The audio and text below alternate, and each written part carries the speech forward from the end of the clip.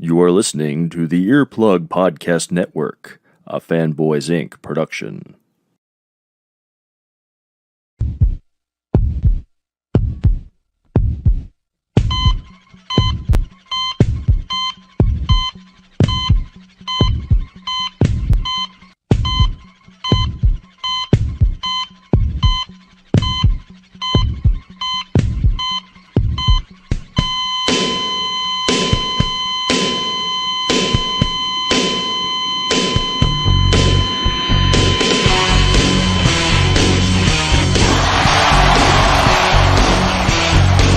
Can you dig it, sucker?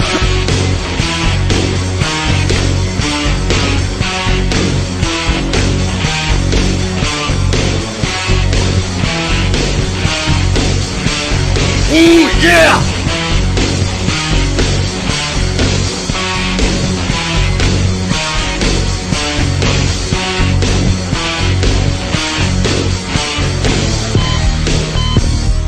We boo you because you're both a couple of world-class international a-holes.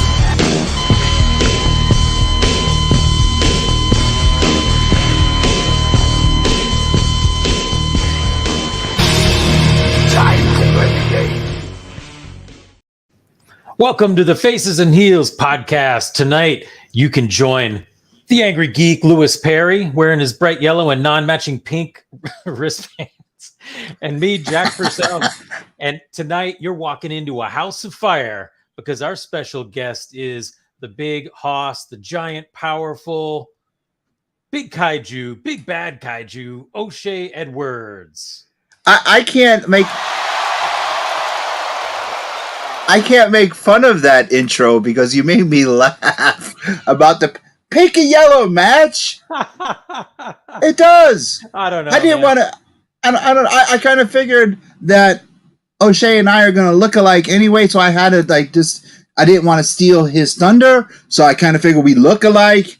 You know, that's why I didn't shave my head tonight. But I figured with him and I resembling each other so much, I mean, we're both Jack, we're both handsome, and we don't want the ladies to be drooling all over the place because we all know how goofy you look. So I didn't want the ladies drooling over both of us. So I figured, you know, I got to do something. So who can argue with that logic, Lewis? Who can argue? I know. No one. No, except for you. Okay. Well, hey, you know what? I'm not in the mood to argue with you tonight. We can't waste time because we've got O'Shea Edwards with us tonight. So, O'Shea, thank you so much for being here. We're really pumped to have you. Thanks for having me, man. Like I said, I've been looking forward to this for a while. This is going to be a lot of fun. Awesome, man. Yeah, we've had this is our third season and we've been having a blast. And Lewis has a few new questions he wants to unleash. I had a few listeners point out to me that they wanted to ask you a couple questions. So we're hoping that we're going to get some fun interaction going. And I've got some questions for you that we'll step outside the world of wrestling too. I'm here for it. Awesome. So just for some of the fans who don't know your work, to get them a little bit up to speed, can you tell us a little bit about what got you into the world of pro wrestling? I know you probably get asked that on every interview, but I think if I've done my math correctly, and I don't teach math, but you're about 6-7 years as a pro, correct? Yeah.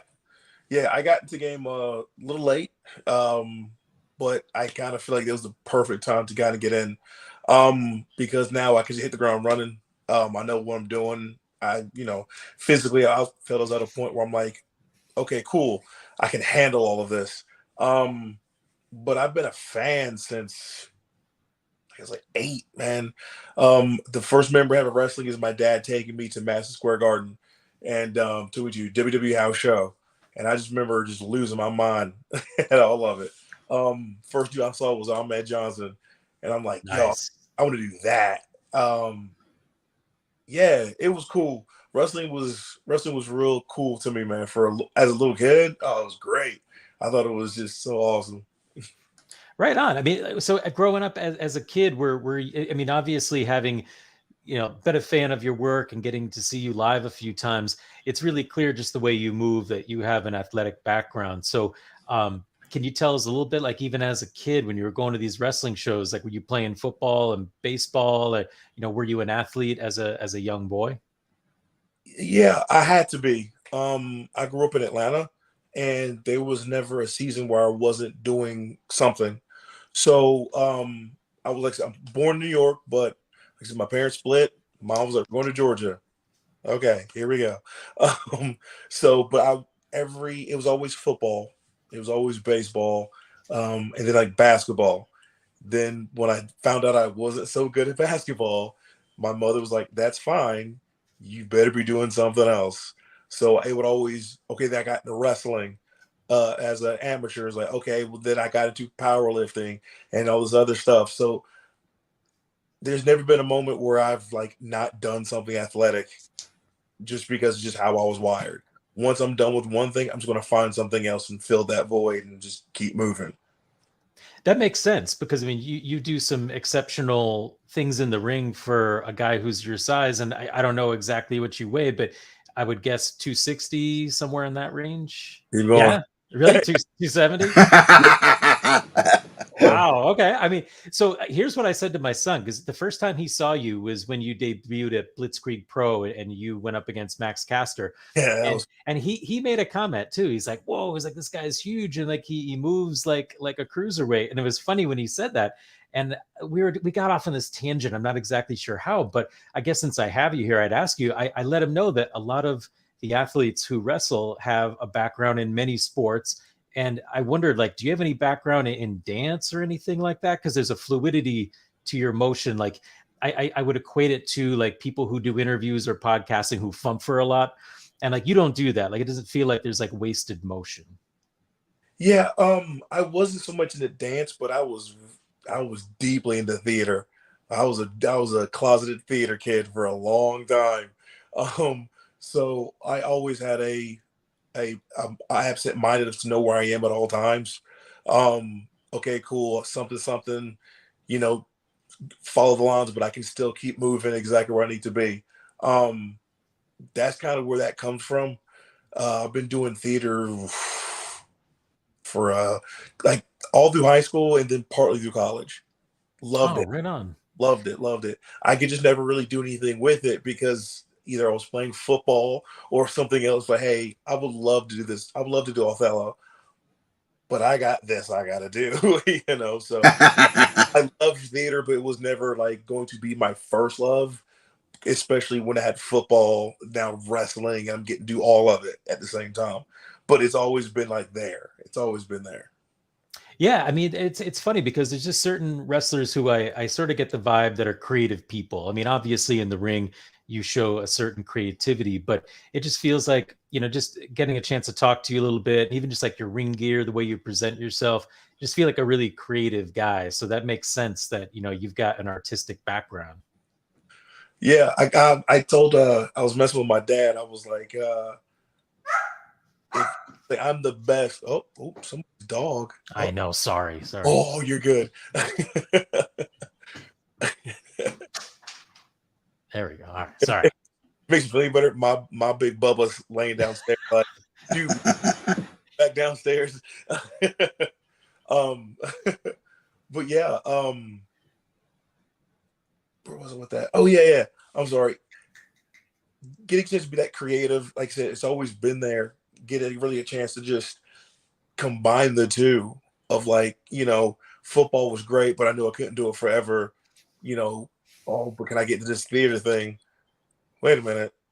Wrestling splits that right down the middle, and here I am. Right.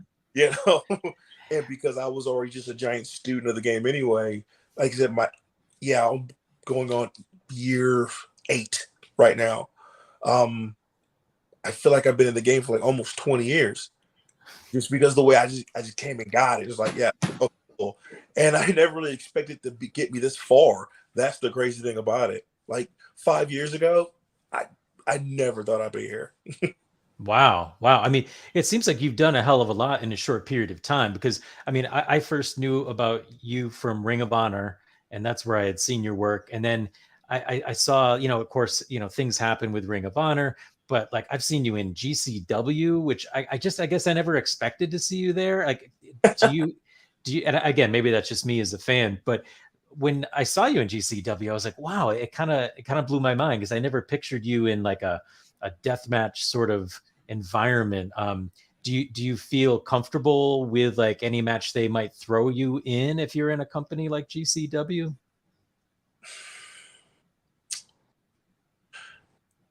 It has to make sense. It has to make sense. That's a great answer, right? Because I mean, like, otherwise, why do it? That's always been my big, hey, I'm going to throw you to this flaming table. Like, sure, but why? Why? Why are we doing that? Like, sell it to me, man. Just if you can sell it to me, yo, let's do it. But other than that, I'm like, nah, man, I ain't gonna be caught dead doing some of that stuff. You're out of your mind. That's how I feel. What? Yeah. I mean, the death matches. It's kind of like we've seen everything that they can do. I mean, I'm not taking no disrespect toward any of them, but it's like we've already seen it all with Terry Funk and Mick Foley already, and it's like we've already seen it. So what is the reason for it now? Well, here's the thing. The way I consume wrestling is one thing. The way you consume wrestling is one thing, so on and so forth. Like, wrestling is, as much as wrestling, is for everybody, it is for everybody.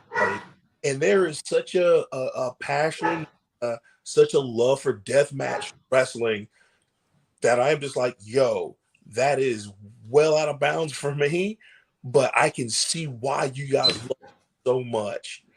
I want to defend it, and then why people want to go do it. Like, no, my man, you are a better man than me, because woo, homie, yay. Yeah. But at the same time, if someone goes, hey, would you just want to do it? My first thought is, okay, let's make it make sense to me. But I love it. I know so many people who do that, and they are the greatest people on earth. And here's the thing. Some of those guys are some of the best wrestlers most people will never hear of. And it's and I love it. I love it. And they love doing it. They love doing it. And I'm like, yo, my man, more power to you. Okay. Yeah, okay. for sure. It's just a quick segue, because I wondered about this, that you had a career as a firefighter prior to coming into pro wrestling, which obviously can be a life and death situation, probably often. And like, I wonder, like, are you one of those guys who skydives and like seeks thrills, or is firefighting, or was firefighting just something that partially prepared you for? I'm guessing what you would need for the mindset of to be fairly fearless to get in the ring. Yeah. Honestly, the fire department I tell people this day, the fire department is the best job in the world. It's the best job in the world. The big thing about the fire department is they don't care who you are. They don't care what you look like. They don't care where you came from. Can you do the job for the next man or person or whoever? The guy next to you, can you do it for him? And to be in a station with like 5 or 6 other guys, and we're like, sure will. And we lived and died by each other. I love the fire department. And it's what made wrestling so easy, because for me, I told everybody before, understand, boys, I was in the fire department 10 years as a professional before I became a professional wrestler. So the professional thing, if anybody's got that word down right now, it's me. Like, I got that word. After that, wrestling was easy, because I knew the game. I knew that you weren't just gonna let somebody sometimes in wrestling you have unsavory people in, and they were gonna take advantage of me, because I'm like, no, I'm a grown man, boys.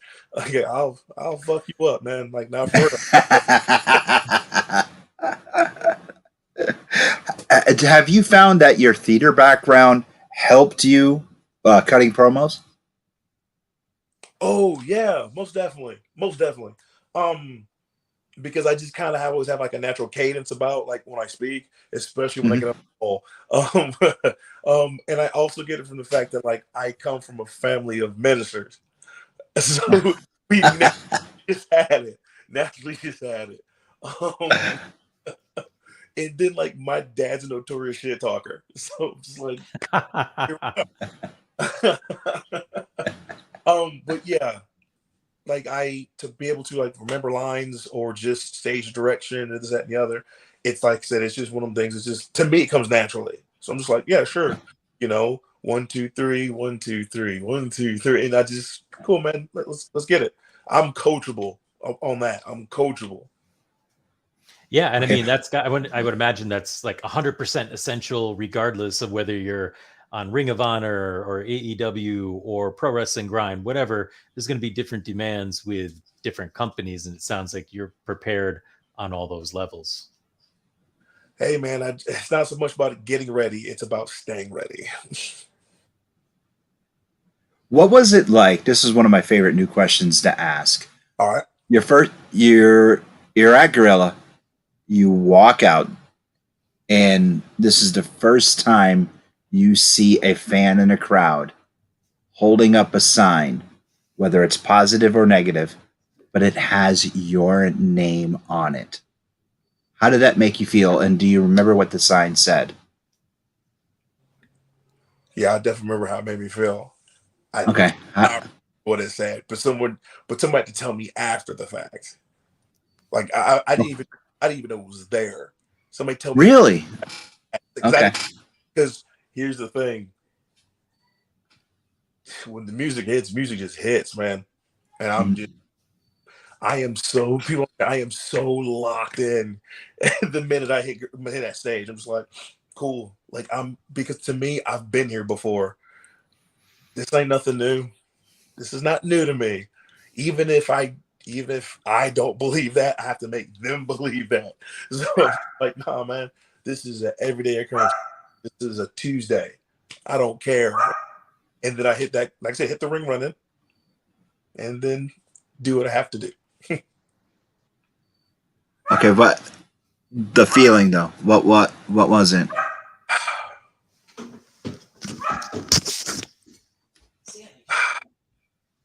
It's such a feeling, right? The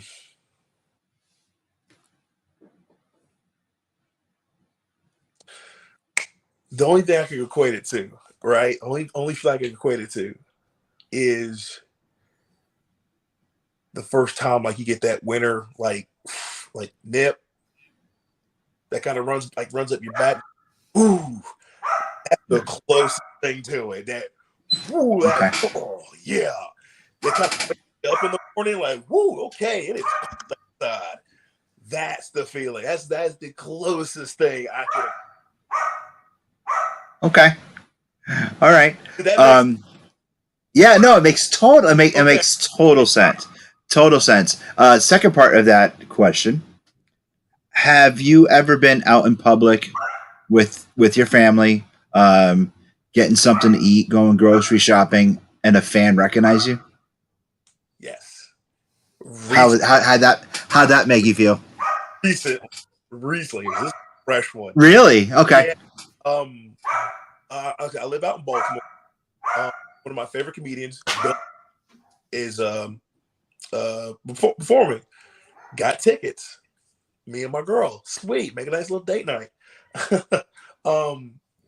Get in, no muss, no fuss, but it's like this big arena, so everybody's dressed up, and we're like, oh shit, look at us.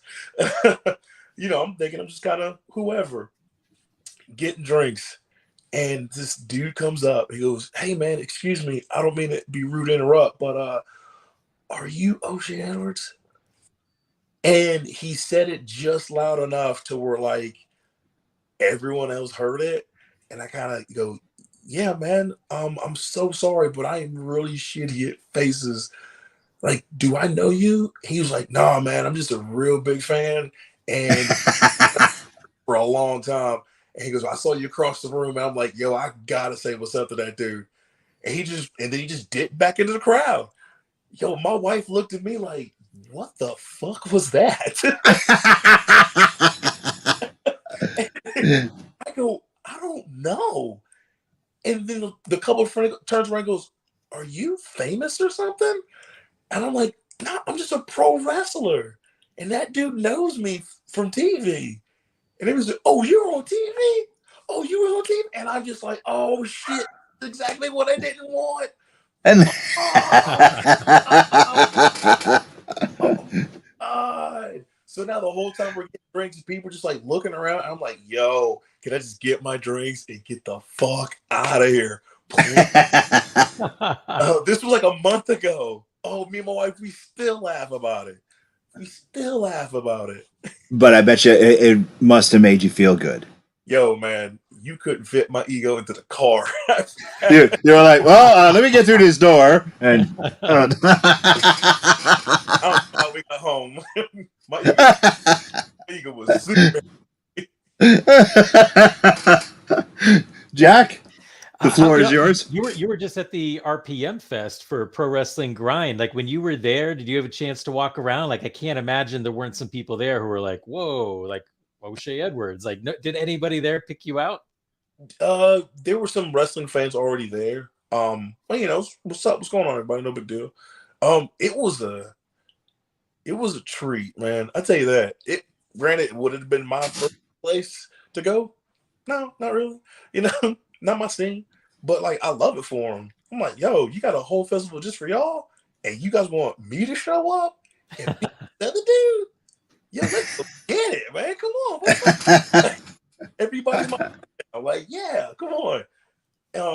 It was cool. I like doing stuff like that. That's because I get a chance to, can I endear myself to a different type of crowd, you know, without having to water myself down or pander or do what it's like. Nah, can I be myself in front of all these people? Like, yo, what's up?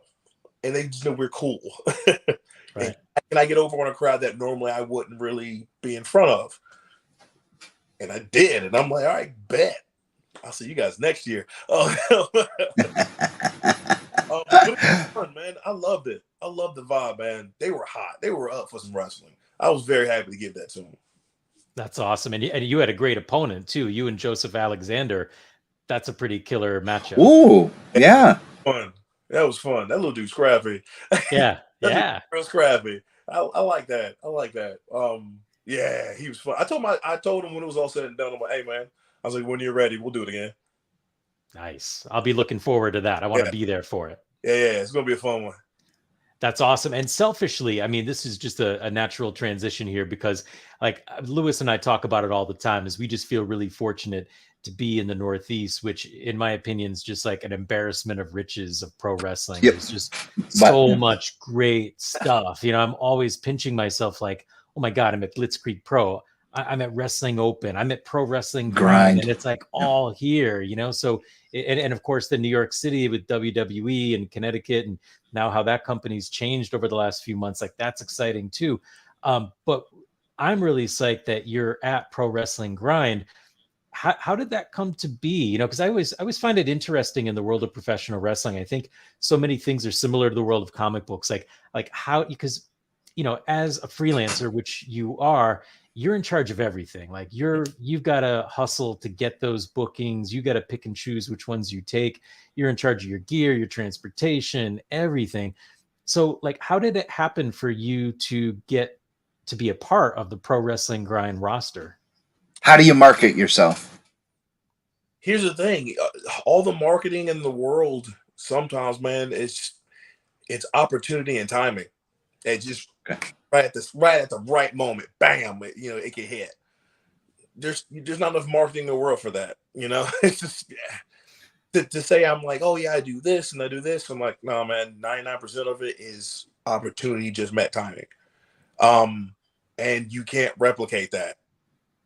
It's different for everybody, you know. That's the shitty thing about when you become a wrestler, that they don't tell you, they don't teach you. It's just like, sorry, man. But like, you get it, and you just kind of, you know, you either like you just keep moving, or I've kind of had enough, and you kind of, you know, wander off by the wayside. But I love being a part with Grind. Since the first time I got a chance to be out there, I'm like, yo, this is what's up. It gave me a real All Japan vibe. Yeah, just the sliding entrance door switch, low key, I really like. Really, the theater kid in me sees those, and I go like, "Yo, this is so cool." You know, like it's a production, but you're still gonna get like, you gonna get somebody's gonna get their shit knocked. You know, like but just enough theater where it doesn't come off as gratuitous, and you're just like, perfect. Okay, I'm ready to see somebody's arm get broke. Like, okay. But now, what about those guardrails? What about those rails? Come on, man! It adds to the whole aesthetic. If you know what, I'm a nerd, and I'm about to just dive deep into my nerddom real quick. Nice. It really puts off like. I could see if I was playing this as a video game, it's probably like on Nintendo 64. Yes. Yeah. You know what? Yes. I now that you say that. That No Mercy type vibe where it just looks really cool, and I'm like, yeah. But I just love it. The talent's great, man. That roster's stacked. And I don't say that just because like I'm on it. I'm just saying it's just stacked even if I wasn't on it. It's pretty objective. I mean, like Travis Huckabee, Jay Freddy, Rip Bison, Warhorse, the Shook Crew, Main Event. I mean, it just goes on and on. Guys who could be top guys anywhere else. Those are top guys. You know what I'm saying? And it's such a good vibe. Love it. And we're going to be seeing you back in East Hampton. I think it's September 30th, right? Because we've got the Grind Grand Championship tournament continuing. Man, I got to wrestle. I got to beat Freddie.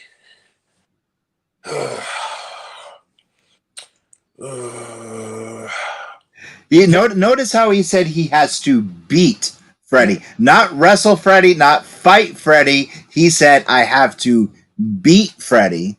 And then he's going to tell us who he's going to beat afterwards. After that, I don't care. It's going to be short night. It's going to be short. Whoa! Dropping the gauntlet like Thanos. Here's the thing. I got to fly out to Germany the next morning. Oh! So whoa! It's going to be a short night, boys. Wow. Short night. That'd be a hell of an opening match, just saying. Mm-hmm. I'm just going to win it all right there. I'm going to win it all.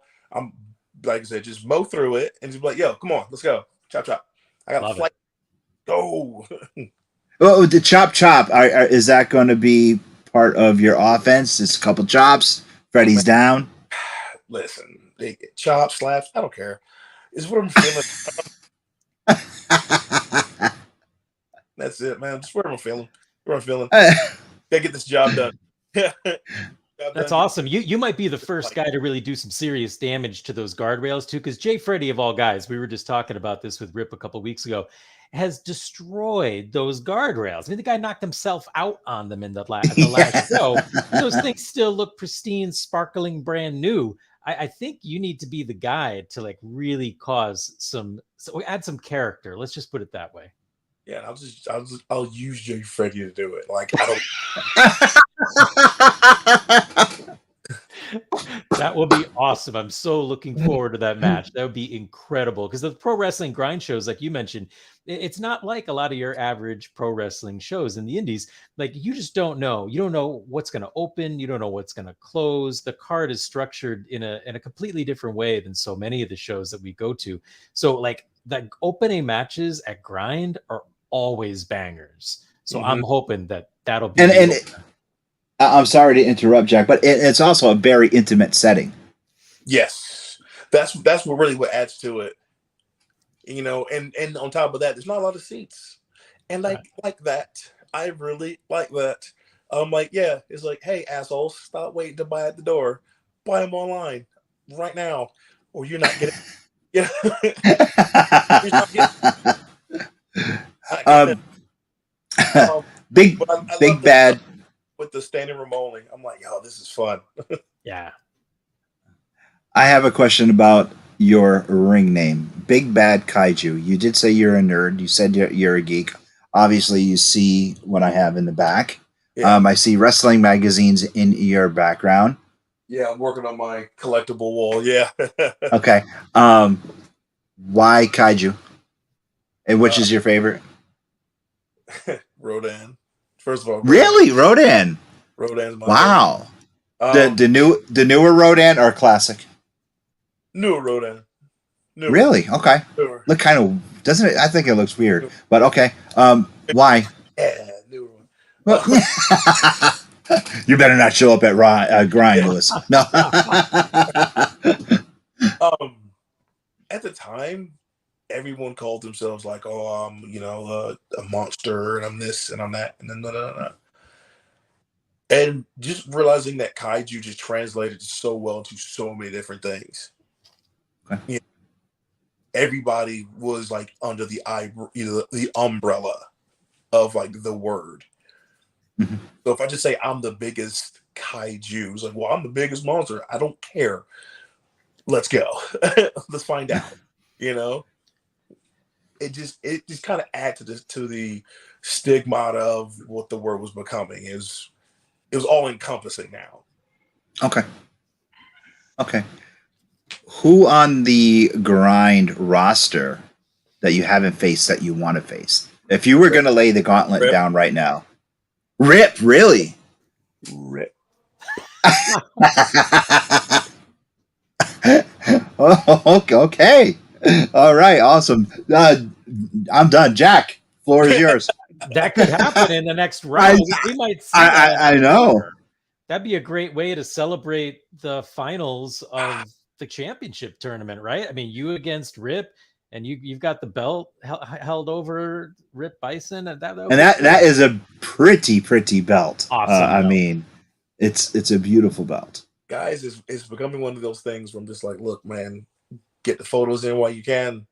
I have a flight to catch. Yeah. So, Germany, who are you fighting in Germany? I don't know yet. Don't know yet. Oh, okay. Yeah. I was assuming you were going over there for a fight. What's the promotion? WXW. It's cool. A handful of others got selected to take part of their wild card tournament during the World of Tag Week, where they got the biggest and the baddest like tag teams in the world. To come, let's see who's the baddest. Like, here we go, and I got a chance to be a part of that. Super excited. Once again, 5 years ago, never would have thought I'd be doing this. Never would have thought I'd be doing this. Yeah, I'm super excited. I've been getting some of the dumbest shape of my life for this. I'm so hungry all the time. Oh my God. I just want to eat so bad, but I'm trying to look just dummy good when I hit Germany. So what is your training regimen and what is your diet right now? Boy. Up at 5. In the car heading to the shoot job at 6. My first meal is about a good 32-ounce thing of cold water and like a meal replacement bar just to get me through. By 9:30, 10 o'clock, it's going to be either grilled chicken salad or steak salad with a jug of water housing it. By 11:30, 12 o'clock, all right, I'm hungry now. I go to the campus cafeteria. I give them $12, and it's like, well, have fun. And and whatever they have on the menu, I'm just going to town. Usually by when it's all said and done, I'm like 3, maybe 4 plates deep, and just water, fruit punch for taste, water. And then get ready for my personal training session at 6. I've probably ate like 2 peanut butter sandwiches already, and I just mean bread, peanut butter, fold that son bitch, and there it goes. That's not including another 10-12 ounces of like water, BCAAs, creatine, pre-workout, vasodilator. I'm just hammering down. By the time I work out with my trainer for an hour, full body, I do the last 30 minutes by myself. I get home. Wife's got food sitting for me ready on the table. And she don't even ask. She's like, "We want for dinner." I'm like, "Baby, whatever you cooking." Then we for dinner, whatever you cooking. And she just puts them on the plate, and I just walk and all that by 8:30 p.m. I was just gonna ask you, how many hours of sleep do you average a night? At 8:30 p.m. I stop eating. Like, I'm done. Usually I'm in the bed by 9:30, asleep by 10 o'clock. Okay.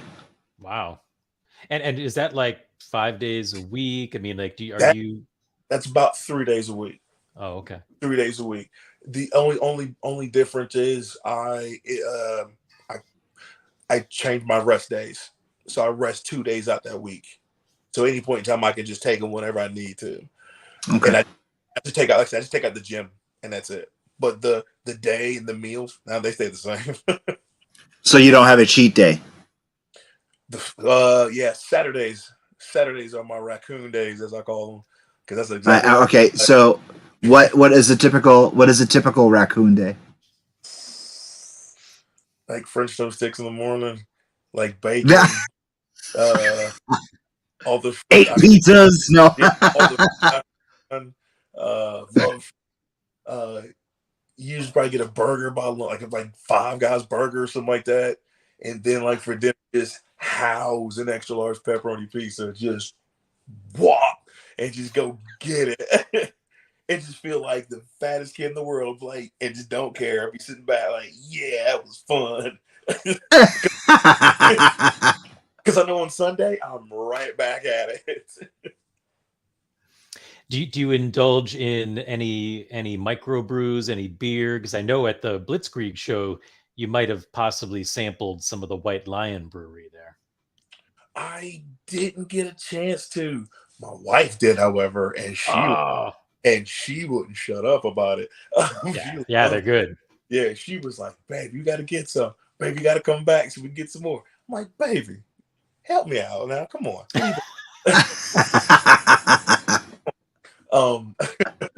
But like my beer palate isn't as refined as some people's are. For me, neither's mine. It's the fanciest I've gotten was when I went to Japan and I drank like Sapporo, and ever since then I'm like, I don't want to. If you can't beat that, yeah, well, let me put that. If you have that, I'll definitely drink that. If we get you back in the Springfield area, I've got the best amber that you could try that White Lion makes. It's a little sweet, but it's not ridiculous. It's amazing. I'm here for it. I'm here for it. Okay. Yeah, I like trying to find. I'm always open to like try new stuff. You know, it's not like this is what I like, and I'm like, no. Hey, I think you like this, dude. You thought enough about me to when we try that. That's awesome. Thanks, man.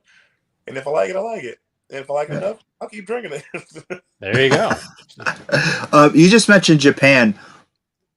What's the difference? You're going. Is this the first time you're going to Germany? Yes, first time I'm going to Germany. Yeah. Okay.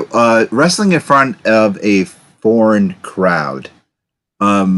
What is the difference between wrestling here in the States and wrestling in front of a foreign crowd? Is there much of a difference for you? Whereas playing to the crowd, how do you personally deal with it? There really shouldn't be a major disconnect. Okay. There really shouldn't be a major disconnect. Like who we are and who we portray as wrestlers should honestly, within a sense, like transcend that type of stuff. Mm-hmm. You know, when you saw Ultimate Warrior, it didn't matter what you spoke. Nah, man, that's the Ultimate fucking Warrior, dog. Like, you know, he transcended what it meant for. He's like, no, he just culture. He was over. Mm-hmm. I can only speak for myself. That's what I'm trying to aspire to be, where I just overshoot the cultural stuff. It's like, no, why do you like him? Because he's cool as shit. Why do you like him? Because he's cool as shit. You know. Okay. For me, if I do my job not as a wrestler but as a performer correctly, I don't have to worry about it. I'll connect with them. You know, okay. I'm going to be exactly what they need me to be. If I have to come in there and just beat someone's ass, I guess I'm coming down there not to beat someone's ass. You need, what do you need? I'm going to give it to you. But at the same time, I won't like lower myself, and I'm not going to pander to whatever you want me to be. So Okay. I want to be me, and being me is enough for you to come along this ride of mine, if you will, if that makes sense. No, it makes total sense. With all that being said, what was the best advice you were given, and what was the best advice that you had given to an up and coming? So, what was the best advice that a legend gave you, and who was that legend? And what was the best advice you given to an up and coming? Wow, that big smile right there. What was the best advice you given to a newbie, a greenhorn? Well, let me give you the best advice I ever got. Every piece of advice I ever got. And once again, this is just for. Why are you yelling? Who? Me? No. I'm Italian. I just yell. No. Oh! If that was in that form of a question with so much advice of, why are you yelling? What? Why am I yelling? And I couldn't answer the question. I'm like, I don't know. And he goes, you're a big motherfucker. You just told all of us that you're the biggest motherfucker in this motherfucking room. So why the fuck are you yelling? You should be the type that when you speak, you just speak. Everybody else will shut the fuck up and listen to you. And so he goes, because do you know you remind me of? And I'm like, no. He goes, he's like, you ever seen Pulp Fiction? And as soon as he said Pulp Fiction, I was like, you talking about Marcellus Wallace? He was like, is he a bitch? I'm like, no, Marcellus Wallace not a bitch. And he was like, so stop yelling. Quit being a bitch and just talk. Okay. And ever since then, I've never yelled. I have inflection here and there, but I was like, no, man, when I speak, I expect to be spoken to. You will listen to me. And ever since then, man, it's like, why are you yelling? And it kills me. Dude, Bully Ray told me that, and I will never forget. Wow. Never forget it. Holy shit. That's great. It was. That is great advice. It killed me. I'm like, why am I yelling? Wow, I do not know. Yeah, it's the first time I ever got questioned on my shit. I was like, wait a minute, are you talking to me? Was I just yelling? Yeah, Jack, was I yelling? That's what I thought you said. Up until that point, I was moving at the speed of light with wrestling, and no one was really questioning my shit because it was working.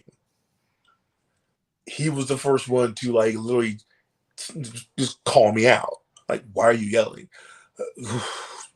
And I had all that speed, nowhere to go. And I was like, I don't know. Stop. Stop yelling. And ever since then, it just, like I said, my career just took off after that. It just took off after that. The coolest piece of advice I ever gave somebody, man, I'm trying not to come off as cynical, but here we go. Not everyone on your team is in your corner, but not everybody in your corner is on your. He looked at me like, what did you just say to me? And I said it again. I'm like, yo, everyone on your team is not in your corner, and everyone in your corner is not on your team. And it blew his mind. Blew his mind. But it's true. I speak from a more of a realistic approach. Even like I still come with a sense of realism that makes my shit look believable, or however you want to say it. So when I say stuff like that to people, I'm like, yo, man, I'm giving you like $1 million life advice right now. Fuck wrestling.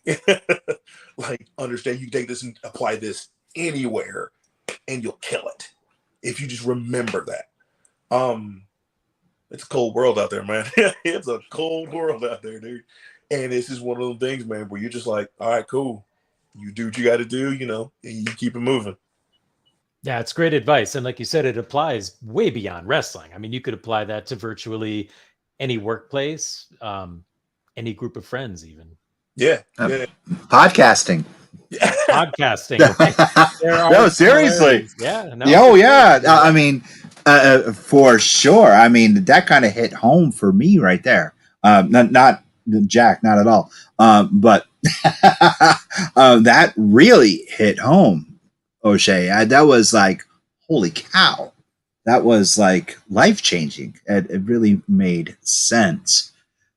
Jack, you have a question every week, and it blows my mind about gear. So I don't want to steal that question, but I'm very anxious in hearing our guest's answer. Can you ask that? Because I really want to hear it.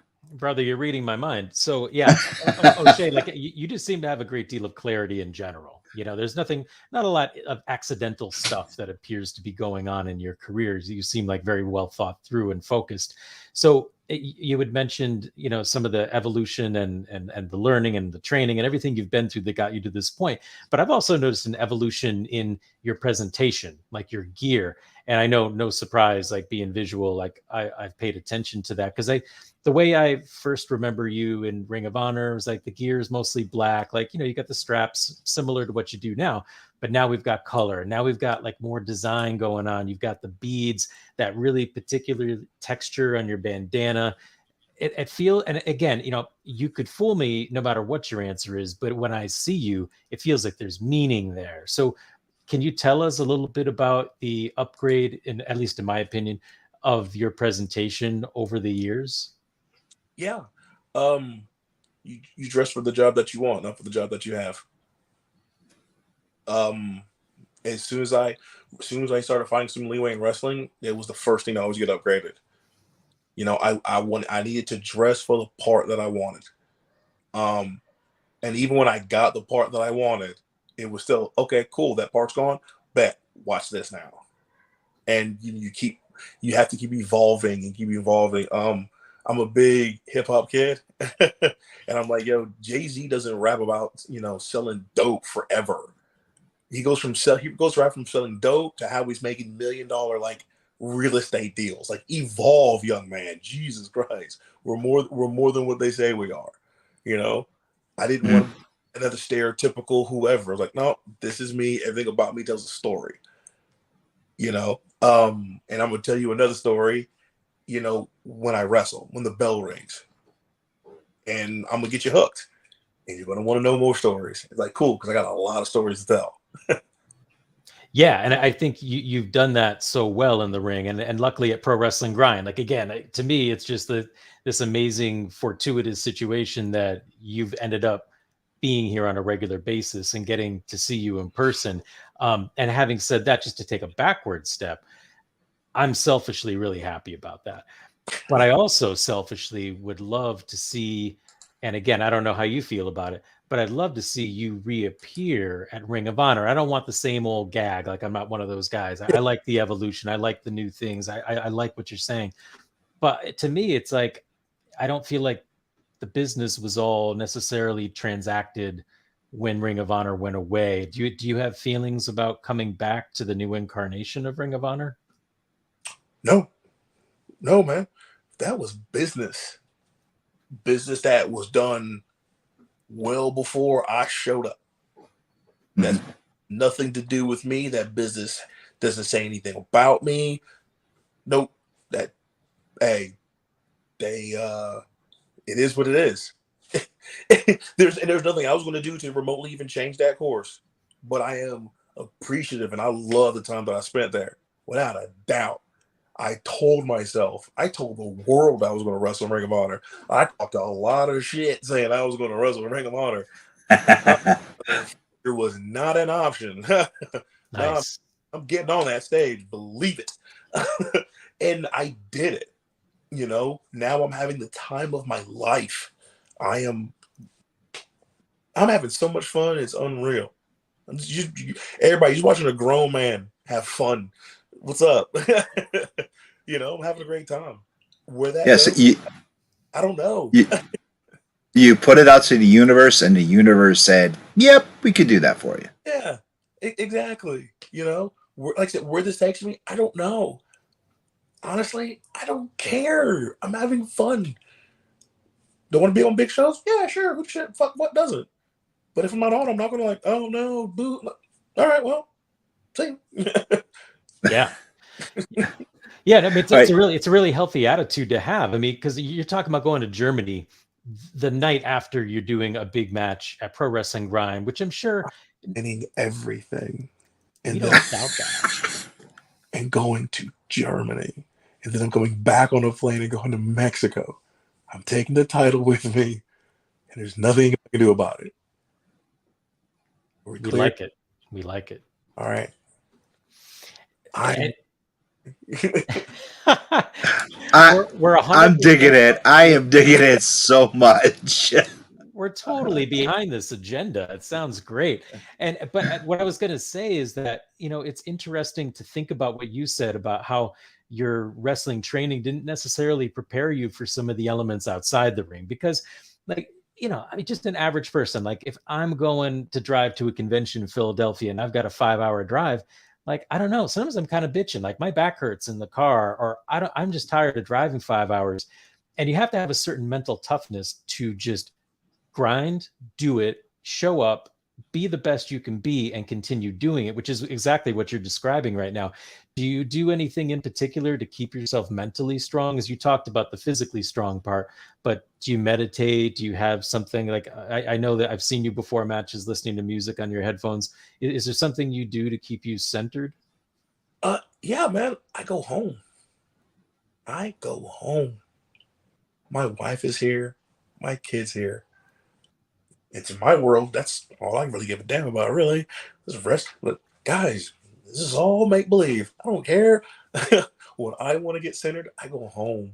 When I want a peace of mind, I call my wife. Like, hey, babe, what's up? Nah, I just want to hear you. Oh, you having fun? You wrestle yet? Nah, she doesn't watch wrestling. She's like, you have fun. She has no idea what goes on. She's just like, he's having fun. Like, sweet, cool. All right, Mom. Yeah. You know? But she's like, no, because you're happy when you do it.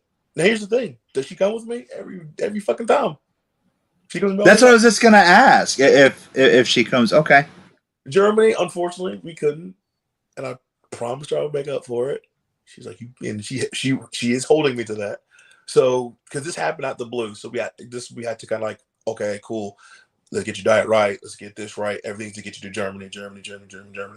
And so once the German trip's over, yeah, I got to pay that back. So, So is she going to Mexico with you? yeah, Shut up, Lewis. No. she is- Stupid. No. It's like no joke. It was like I get home from Germany 2 days later. We're on an airplane. I'm like, all right, come on, baby, let's go. I made a promise to you. Come on.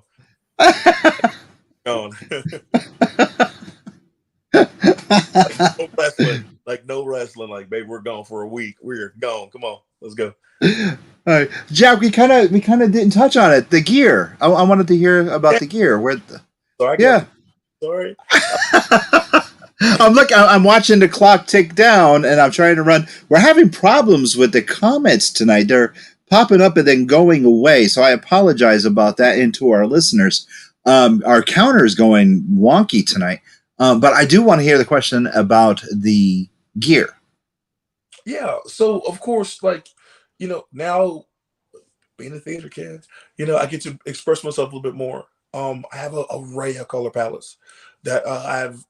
By the way, Sway Archer Wear Design. Oh God, bless that man. He's doing great work. That's getting seen a lot more places now, and I'm so happy I got to get a chance to get with him when I did, because that dude is blowing up the world right now, and rightfully so.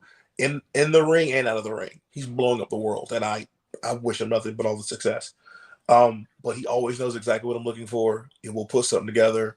I give him some colors, maybe some designs, and about a week, turn around, bam, there he is. Hey, what do you think about this? We got these ultimate colors here. We can do this and this and this. And I'm like, at the end of the day, I go, hey, I can't pick, so how much is to do them all? He's like, give me a few days, I'll get back with you. All right, man, cool, just put me in the books. Cool, got you. And then he'll hit me back up. Like, yo, it's this. All right, man, here you go, dude. Make it happen. Is it what do you need it by this? Gotcha. Wow. I love that type of community. I love that type of community. But just, like I said, the gear just kind of manifests itself into its own thing, creative wise. Where I go from here, I don't know. But it's never going to be this forever. It will taper. It will get grander to what consistent. Like, I don't know. It's kind of how I feel. Nice. I mean, it sounds like you've got a lot of really great relationships in so many different facets of your life. Like, that's a big deal. Not everybody's even really capable of that. So being a professional. Just being a professional. It's easy. You got to write a book. There's a lot of people who need to read it. It's so easy. Being a professional is easy. Just don't be a piece of shit. It's true. Very, very true. But at the same time, understand that, hey, in someone's story, you are a piece of shit. Okay, hey, I'm sorry they say it that way. Well, all right, do. I'm like, it's so much easier. Like, I accept that, yeah, to somebody, I may be a piece of shit. Hey, man, sorry about that. But, as long as I try my best not to be a piece of shit to everybody else, world keeps turning. Yeah, it's an important realization. No matter how great you are, you're not going to please everybody no matter what. And once I think you accept that and come to peace with that, you can have that attitude. The greatest, Shane Taylor had the greatest, like, we are for everybody and we also are not for everybody. We get it. That's what it was. And I'm like, God, that's great. It makes sense. And that's how like I said, I adopted this little carefree kind of, sure, man, whatever you want to do. All right, one last question, and this is going to segue right into how we wrap up the show. And this is actually one of Jack's question. Your merch. Yo. What's your favorite piece of merch? Where can people find your merch? And who designs your merch? Because I do know an artist from DC and Marvel Comics that does great merch design. And where can we get your merch, and where can people find you on social media? Okay. With all due respect to Jack, one of my favorite graphic designers, there's two that I've used. JCP Designs on Twitter, and Of the Dead Designs also on Twitter. Those guys do the bulk of my stuff, and they kill it every single time. These guys are, once you see their work, you know exactly what I mean. It's great. It fits my style perfectly. And they're just cool dudes, man. They're really cool dudes. So those two are my favorite. But out of those two, my newest one, my Kaiju God King shirt. Please tell me. I swear I didn't try to pull this off, guys. I swear. Swear that I didn't do that on purpose. But this nice. is my favorite one. That is. Yeah. That's great. I swear. What? You're going to send Lewis one for free? Awesome. No. Nothing. Jack said something very rude, and he shouldn't have said it. And Jack said something very rude. My God, Jack. Asking for free stuff. I know. Sometimes I get carried away. Unprofessional. Hey, man, shoot. Jack, you know what? Just for shooting, I'm going to send you a shirt, buddy. Shoot. Boom, get your shirt. Hit me up later, man. I'm going to send you a shirt, buddy. Where can they find you on social media? For all the merch stuff, you can follow me on whatamaneuver.net. Just type my name in, it pops up in the search bar. Twitter, it's Big Bad Kaiju, all one word. On Instagram, I'm sorry, on Twitter, Big Bad Kaiju, period after each one. You think I know that already? On Instagram, it's just Big Bad Kaiju. On Instagram, you can, and TikTok. Apparently, that's the thing. Whatever. You can find me on Facebook, but I'm not gonna add you. I'm gonna tell you that right now. Like, nope. I'm not gonna add you. It's not gonna do it. Not gonna do it. Lewis said the same thing. I mean, Rip said the same thing to Lewis, so he's used to hearing that now. Yeah, I was like, not gonna do it. Not gonna do it. Jeez, local, yeah, whatever. For all bookings, it's bookoshay.allday@gmail.com. Nice. All right. Hang out with us for a couple minutes after the show. Jack, where can everyone find you, find us, and get some lovely artwork on Patreon? I wanted to show you a lovely piece that I think O'Shea's pretty happy with, that he was gracious enough to allow me to create a piece of work of him that's going to be gracing the cover of an upcoming project that I'm doing. So here's a quick peek at that before it's all cluttered up with any lettering or anything like that. But if you go to patreon.com and you want to support the arts, just type in Jack Purcell, like the sneaker, and you'll find me there. A lot of my comic book and pro wrestling arts there. It's the only place I'm really posting full images for the most part. So I got some process pieces, some finished work. So a piece I'm working on for Blitzkrieg Pro right now with 10 different wrestlers on it. And God bless them, the ones who don't have a lot of tattoos are in the foreground. So I'm really happy about that. But you can find me at Jack Purcell Inc. on Facebook and on Instagram. We're on TikTok now. It's hashtag Faces and Heels. I know I'm not cool. I'm not a pretty girl. I'm not dancing, but there's some fun stuff going on. So if you're on TikTok, Faces and Heels, follow us. And I'm kind of lingering on Twitter at Jack Purcell 38, but not as much of a presence over there. But you can find us at Faces and Heels Podcast on Facebook, Faces and Heels on Instagram. And then this guy over here. You can find me every Monday night with Quinderella on the Angry Geek Show. You can find me every Tuesday night with my brother from another mother, the one and only Inksling Jack Purcell, right here on the Faces and Heels podcast. And you can find the podcast version of both Faces and Heels and the Angry Geek Show on the Angry Geeks Network website. If you could just go there and go to the podcast link, you click on that and you can find all these podcasts on wherever your favorite podcasts are found: iTunes, Spotify, Google Podcast, you name it. You can find both the Angry Geeks and Faces and Heels podcast there. You can also find both of these shows on Greenfield Public Access and South Hadley Public Access. And you can find the Angry Geek Show on Roku TV and Amazon Fire TV for the Pod TV network. I'm Lewis. That's Jack. Oh, yeah, and you can find me every Friday night ripping mayhem on the Mayhem Show with Mark May, where I just go there and just wreck it all, and I'm surprised I didn't get fired yet. So check that out every Friday night. For us, I'm Lewis. That's Jack. That's O'Shea Edwards. Make sure you go buy a t-shirt from him. Watch him wrestle. Send us some fan mail. Make a big-ass sign for him saying, "You rock. You're a kaiju." And come back and see us next week because we got another killer guest. We will see you guys in a week. And once again, thank you so much, O'Shea, for being on with us as we're taking off. See ya.